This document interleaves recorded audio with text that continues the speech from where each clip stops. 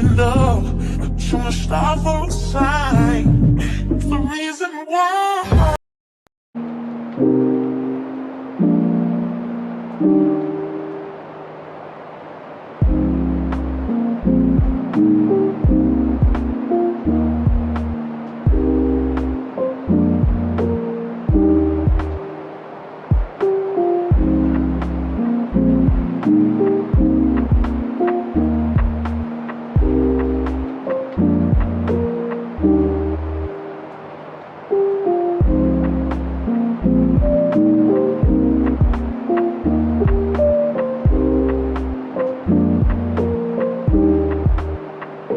Sometimes I just don't have anything to say. Today is one of those days. I mean, this is Tuscany standing by me. You've seen it before. If you're Italian, you may feel inclined to comment, is Tuscany in the room with us? Tuscany has left the chat. I know. I get it 100%. And I'm sorry, but I didn't name this dish, babe. I don't know who did, but it wasn't me. Some people call this marry me salmon. Now, what is the criteria for a marry me dish? Because, I mean, not to lick my own tit or anything, but I have a lot of my dishes, personally, I think, are marry-me worthy. I don't know. I guess we can talk about the food. I seasoned the salmon with everything in the caption. Y'all don't be looking at captions though, and I know this because I get questions and 99% of the time the answer is already in the caption. I suggest cooking them. I'm going to answer either way because I love you, but just a suggestion. Anyways, I cooked it for 2 minutes on each side, sauteed some onions, garlic. The grocery store was out of the sun-dried tomatoes and the oil. They only had the dry kind, which ended up working out perfectly because it didn't make my sauce too fatty. And I saw some wine on my counter, which I usually don't add, but I thought it would hydrate the sun-dried tomatoes perfectly. And it did. Add cream, fresh basil, spinach, mozzarella, parmesan. If you're going to yell at me about seafood and cheese in the same dish, please yell at the tuna melt people. Please. Like, I get it. It does feel wrong, but life is too short, okay? Okay, I'm glad we're on the same page. So I served this with an arugula salad, drizzled with balsamic glaze, and red lobster briskets because they're so good. Try it out. Okay, love you, bye. This might be controversial, but Victoria Sponge is one of my favourite cakes. Yes, I know there's chocolate, carrot, red velvet, but what beats a light, airy vanilla sponge topped with strawberries and cream? And I'm going to show you how to make this with a few simple steps. First, cream your butter and sugar for a minimum of 3 minutes. Here you can see the air being incorporated into the butter, which makes the butter lighter in colour and adds air into the butter. Second, add a tablespoon of flour for every egg that you add. This will prevent any curdling of the cake, resulting in, again, a light cake instead of a heavy, coarse texture. Third, I've said it time and time again, preheat your oven. This allows the chemicals in your cake to start immediately as soon as you put it in the oven. Last but not least, make sure you leave the dome in the middle of your cake tin, as this allows the cake to rise evenly and be level. And top with your favourite cream and strawberries. For the full details on the mascarpone cream and tips and tricks on the cake, make sure you check out my website too. Enjoy!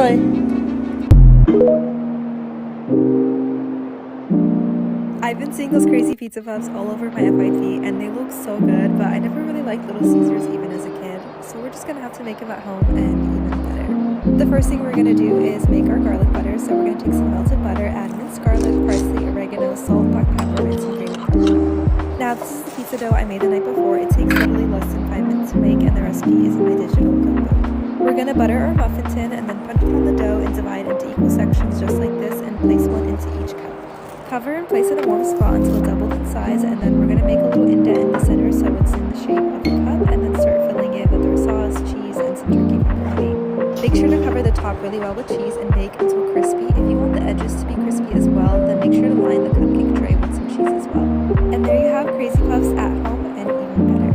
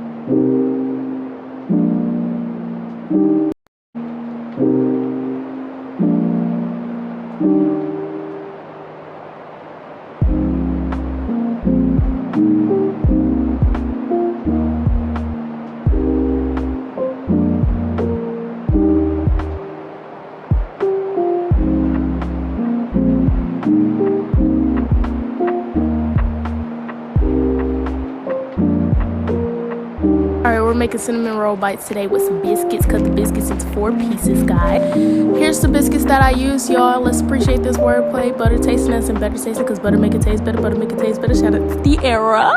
And Diera only. Okay, a teaspoon of cinnamon. Sprinkle that on. And then you take a half a cup of brown sugar. I use light brown sugar. Sprinkle that on. Mix it up like that. Got it looking like some Aunt Annie's pretzels. Put it in a baking pan, okay, and then get 2 tablespoons of melted butter. Pour it throughout the pan. Okay, pour it up. There you go, get every drop. We don't waste food around here. 2 tablespoons of melted butter again. A tablespoon of real vanilla. Tablespoon of some milk, that's optional. Mix it up. And then you're just gonna, add a cup of powdered sugar to that. Mix that up. Now you have the glaze. You can pour the glaze on before or after you bake it. I did it before I baked it, and it just kind of, I don't know, it just gets soaked up and it tastes so good and it makes it a little crispier. So then put it in the oven at 350 degrees Fahrenheit. Bake it for like 20 to 25 minutes. I did 20 minutes. Then take it out, and y'all already know how to make the glaze. So if you want to make some more glaze and put it on top, then there you go. And I got this recipe from a Facebook group, y'all. Y'all ain't got to join them because I got you.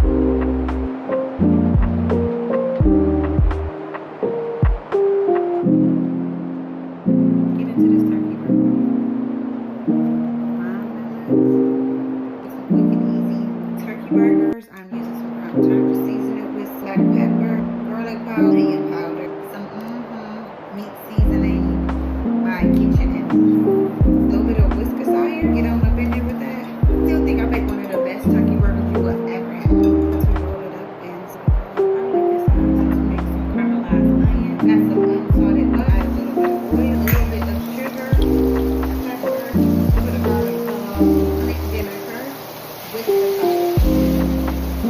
caramelized onions are ready. Rapeseed oil. I got my favorite Kitchen and spatula. Chicken easy turkey burger. Now we got cheese on there. The cheese on there. A lid over here. About to help your cheese melt. Run. And we're going to flip it over. Our burger. Porcinis, banana peppers, whatever you want to call it. Another piece of cheese. Your bun on it. To flip it here. Now see how burger? This turkey burger. Dinner is served. We got our French fries. We got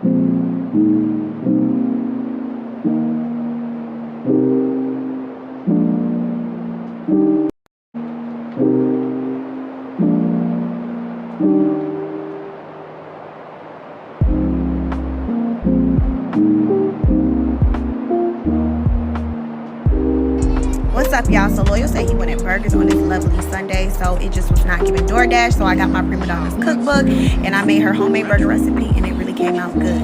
Make sure you guys add the egg because it makes the meat stick together. That was a really good gem. Finishing up with my seasoning. Now I'm putting my burgers onto the air grill. I love this device because it's 5 gadgets in one. I even tried it at the homemade fried recipe and it did not do that good. Y'all almost burnt myself, but it's all good because I had the recipe book and I follow everything else, and they actually did taste really, really good. Add some parsley, you know you can't forget your parsley, okay? And shout out to Pre for the Parmesan steak fry recipe. I don't like cheese on my burgers, but I added it for the aesthetic, and of course some maple bacon because bacon is my favorite. This burger is definitely giving 5-star meal, very much gourmet. It's giving everything. And you couldn't tell me I wasn't a chef. I even put the buns on the grill. And there you have it. Look at me feeling.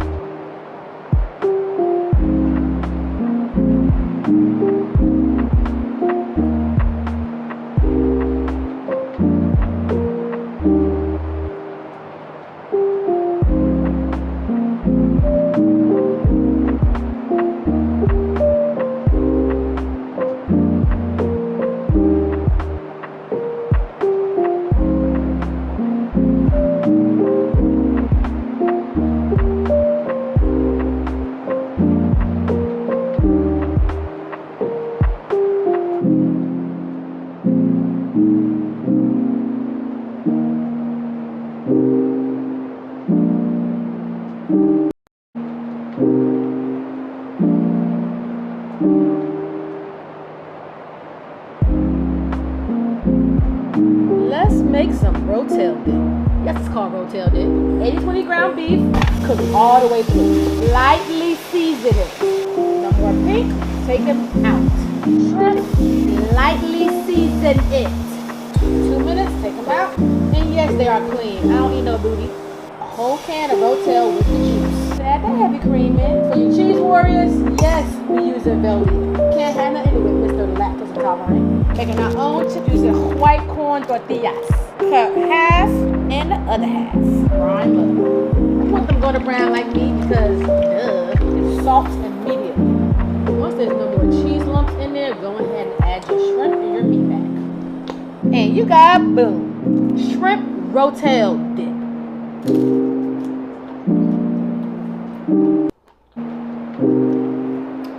If the baby shower don't have rotel dip, is it really a baby shower? Nope. Alright, bye.